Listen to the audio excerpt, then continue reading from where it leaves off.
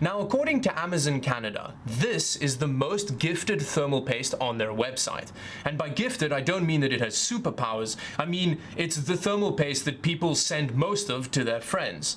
Which honestly raises a couple of questions. The first one is, who sends their friends thermal paste via Amazon?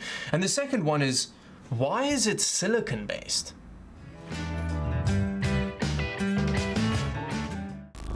Now, maybe I was stupid for thinking this, but I was actually under the impression that silicone is a thermally insulating material as opposed to thermally conductive. Now, for those of you that aren't 100% sure what a TIM is and what it's supposed to do, when you have a CPU and you want to mount a cooler to it, you want to use a substance in between that is thermally very conductive so that the heat can easily move from the CPU to the cooler to be dispersed into the air. So that means that if you use a substance that is very thermally insulating, the heat won't be able to move from the CPU to the cooler and you're at risk of causing fires. Now, according to the internet, many entry-level thermal pastes are actually based on silicone. But when you look at higher-end thermal pastes, some of them actually specifically advertise not using silicone as a base because it seems to be associated with entry-level thermal pastes. Now, it's obviously my job to test this thermal paste and see how it performs against all of its carbon-based brethren.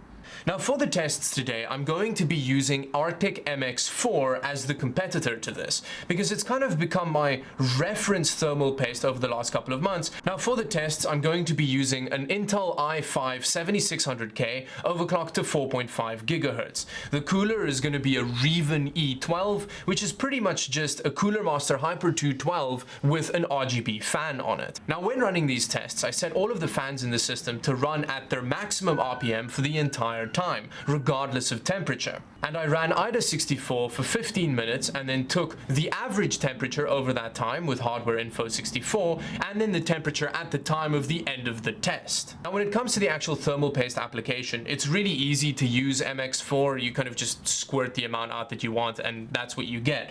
But with this silicone thermal paste, it's much more liquid than the carbon-based MX4, which means just a huge amount of it squirts onto the CPU and it's quite difficult to control the flow.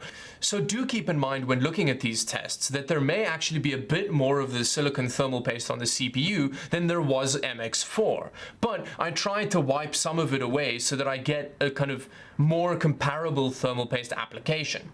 Although we've seen many tests by many tech YouTubers which show that the amount of thermal paste doesn't really matter when it gets to a certain point. And as you can see with these temperatures, this silicone-based thermal paste actually performed quite a bit worse than the MX4. In fact, for a thermal paste to make a 3 to 4 degree difference in temperatures is fairly substantial. Why are people in Canada sending this thermal paste to their friends? I mean, you could make a value argument because for $9 you get 20 grams of this, whereas $10 gets you 4 grams of Arctic MX4. But honestly, for a consumer, the value perspective doesn't really make any sense because the actual amount you're paying for it is pretty much the same. And how much thermal paste do you really need as a consumer?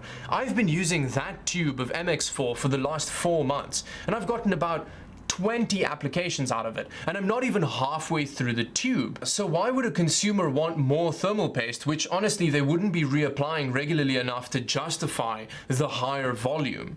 So with all of the testing out of the way, I have no more information about why people are buying this than I did before I started. Is there some kind of running joke between Canadians where they send each other terrible thermal paste? Why is this happening? Anyway, with that, it brings me to the end of this video. If you like this video, do like and subscribe to the channel for more videos like this one. Share it with your friends if they're sending weird thermal paste to each other. And yeah, with that, I think it brings me to the end of this video. Until the next video, bye-bye.